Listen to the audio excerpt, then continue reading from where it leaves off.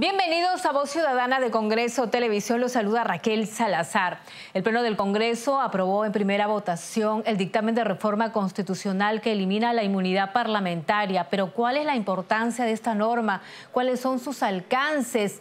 De ello vamos a conversar con dos destacados constitucionalistas y, cómo no, vamos a conocer la opinión del público en las calles. Veamos.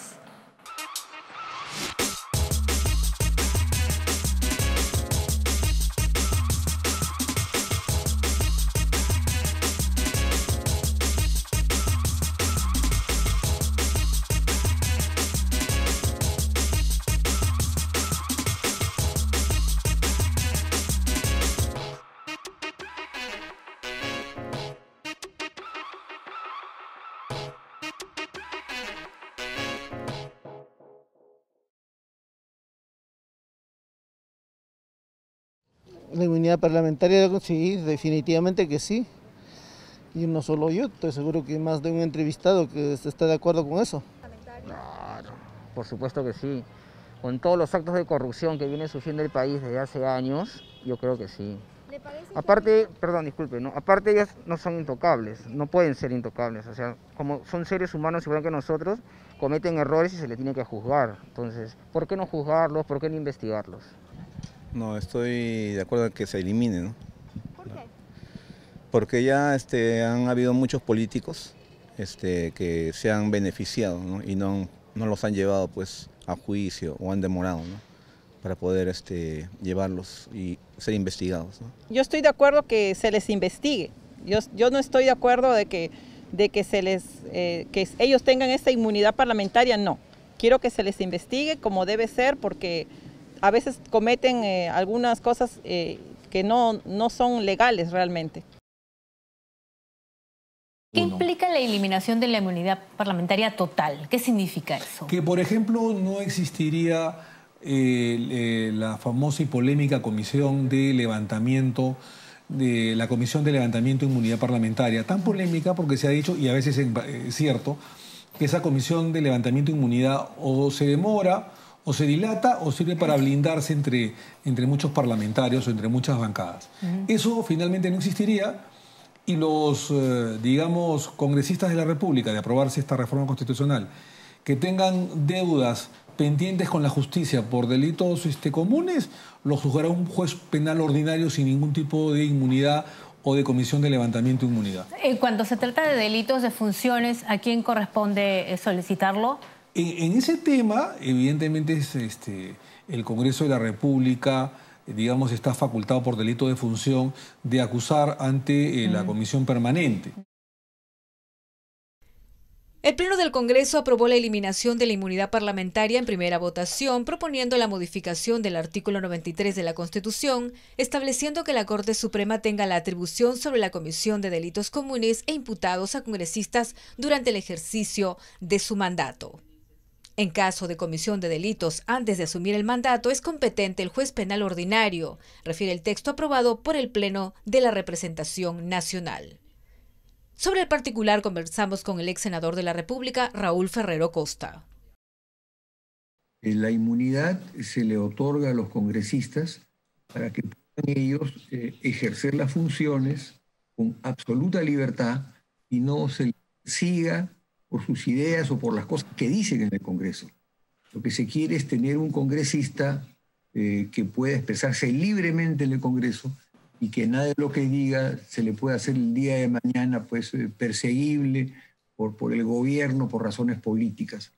Sin embargo, como ha habido ciertamente en muchos casos abuso de la inmunidad con personas que tenían delitos anteriores inclusive a la función de congresistas, hay una especie de opinión negativa de la gente, de la persona común y corriente, del votante, para que se le recortara en alguna forma esa inmunidad al parlamentario, de forma de que tuviera solamente la protección en aquellos casos que la mereciera, ¿no? Actuar libremente. Pero esto ha llegado a un punto en que el desprestigio de la inmunidad ha causado la reacción del Congreso y por eso es que todavía en una primera votación el Congreso ha decidido levantarle la inmunidad a los congresistas para que en todo caso cuando ocurran delitos que se hayan cometido por congresistas, estos sean vistos ya por la Corte Suprema, o sea, por un poder del Estado distinto, que es el Poder Judicial, ¿no? Delitos materializado. Claro, ahora, delitos comunes cometidos antes de asumir el cargo de congresista. Cuando nos referimos a delitos comunes, ¿a qué nos referimos, doctor, para que el público entienda? Bueno, puede ser pues un robo, puede ser un asalto, puede ser pues una inconducta penada por el Código Penal en forma expresa, ¿no? Delito ya es una infracción seria, o sea, no es una infracción cualquiera, porque las infracciones cualquiera son faltas. Pero, cuando hay delito, entonces, y en muchos casos lo que ha ocurrido es que algunos congresistas han sido elegidos teniendo ya sentencias penales en su contra por comisión de delitos, y ellos se han amparado en la inmunidad para que se les permita continuar con el Congreso y no se les prohíba a ellos de seguir ejerciendo el cargo por delitos anteriores. Estos son delitos comunes que se ejercieron, o sea, que se cometieron fuera del ejercicio de la función pública. Todavía los legisladores, hay que precisar, continúan estando protegidos por el antejuicio, ¿no? Por delitos de función. Sí, efectivamente, sí. Por delitos de función, sí. ¿Es razonable esta protección? Me parece razonable y mientras no haya abuso, tampoco es que el Congreso pues sean los malos de la película, ¿no? Quizás se puedan haber excedido, pero el Congreso lo que quiere es tener gente de primer nivel a cargo de las leyes y sobre todo de la elaboración de las leyes que después se convierten de obligatorio cumplimiento. Entonces, estamos en una etapa todavía no definitiva, donde se ha dado el levantamiento de la inmunidad, pero solamente una vez. Y recuerden que para cualquier reforma constitucional se requiere por lo menos 2 legislaturas ordinarias consecutivas para que se convierta la norma en una norma obligatoria, ¿no? Ahora, se señala el dictamen que se ha aprobado en primera votación que serán procesados por la Corte Suprema. Es decir, ya no sería un juez natural en el lugar donde se cometió la supuesta infracción o delito. Algunos señalan que la Corte Suprema no fue creada para procesar delitos comunes, sino de función. Para cualquiera que tenga un juzgamiento normal, tiene que ser siguiendo las 3 instancias. Primera instancia, Corte Superior y Corte Suprema, que es la última instancia. Esto, para darles una consideración especial a los congresistas, se les seguiría el proceso, todavía no se ha fijado cómo, pero todo este proceso cuya información de cómo va a ser lo haría la Corte Suprema. O sea, no es un privilegio, pero sí es una excepción para los congresistas para el levantamiento de la inmunidad, ¿no? Y para que el público lo entienda, entonces ya no será necesario que el Poder Judicial, pida autorización al Parlamento para detener a algún congresista sentenciado.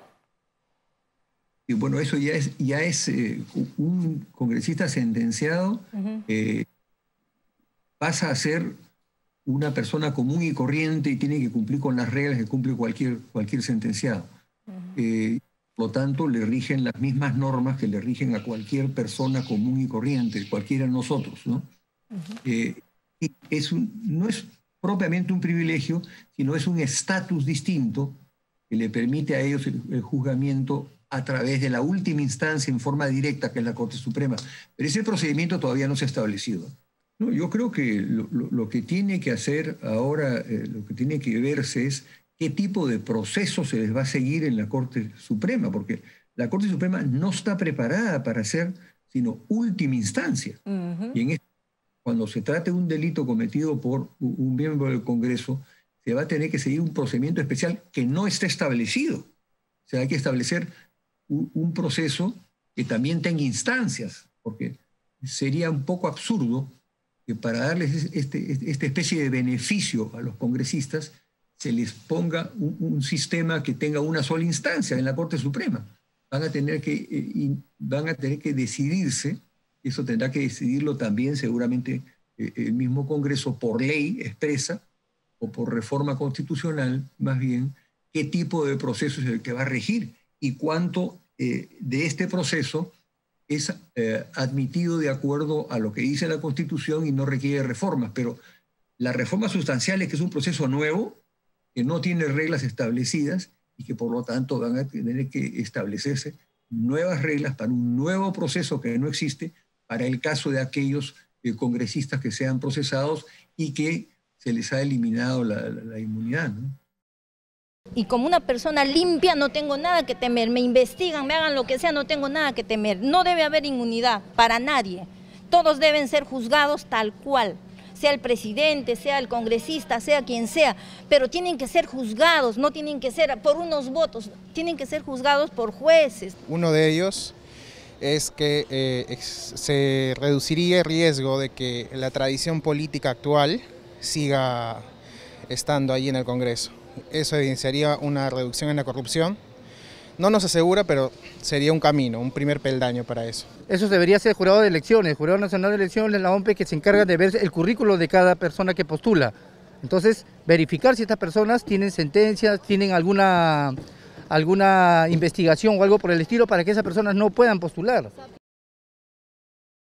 La inmunidad parlamentaria ha sido constituido como un privilegio, ¿no?, para los representantes del pueblo a efectos que no puedan ser detenidos ni procesados sin el mandamiento del Parlamento, habida cuenta que en regímenes dictatoriales siempre se ha ido detrás de los líderes o los representantes del pueblo en el Congreso. Sin embargo, y que no impide que un parlamentario que pudiera tener algún asunto pendiente en la Fiscalía o en proceso judicial, pues continúe el proceso de investigación y que no sea necesariamente el Congreso el que tenga que autorizar, ¿no?, la inmunidad por el proceso o detención, sino que el Poder Judicial, ¿no?, se encargue de hacer ello, ya que está con la información en detalle, ¿no?, sobre por qué se investiga o se procesa a un parlamentario. Hemos tenido lamentablemente experiencias que procesos judiciales, incluso condenatorios, han sido evitados que se cumplan con el congresista